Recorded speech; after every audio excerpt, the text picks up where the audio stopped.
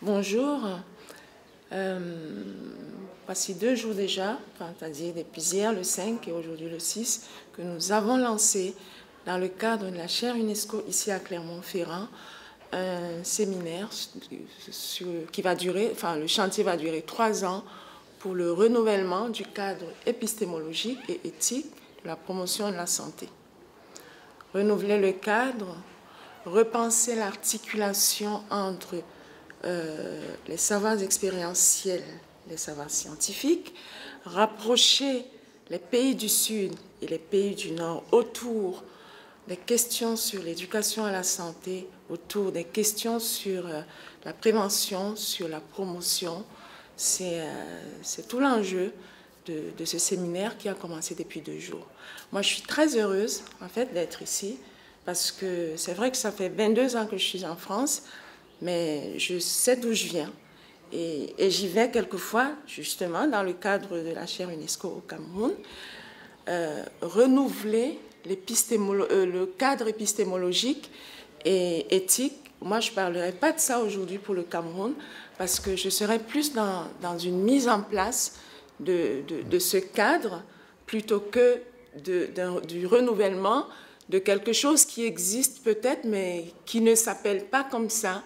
Et donc, le fait aujourd'hui de renouveler ici ce cadre nous permettra dans beaucoup de pays du Sud de le mettre en place pour pouvoir avoir une base commune de travail et pouvoir arriver à décrypter ensemble, analyser les scènes de pratique de santé pour les adolescents, pour les enfants, pouvoir, par exemple aussi, aujourd'hui, ça c'est mon domaine, espérer de la réduction de l'incidence, de la prévalence du VIH-Sida pour les enfants et les adolescents dans les pays du Sud et notamment dans la région la plus concernée par le VIH-Sida.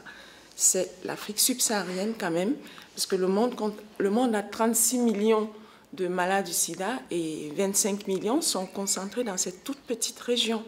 Donc peut-être que le renouvellement de ce cadre pourra nous apporter des outils pour endiguer la pandémie de manière encore plus drastique, parce qu'on ne peut pas nier qu'il y a eu des évolutions dans ce sens-là.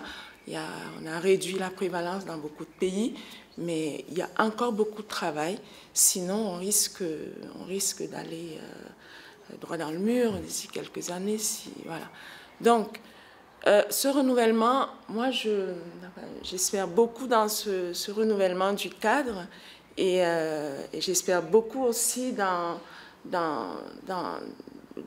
cet esprit de travail en commun, cet esprit de co-construction, cette dynamique, pardon. Et j'espère que nous allons avancer dans le bon sens. Et d'ailleurs, je pense qu'on a commencé dans le bon sens et que nous allons... voilà. Je vous remercie tous.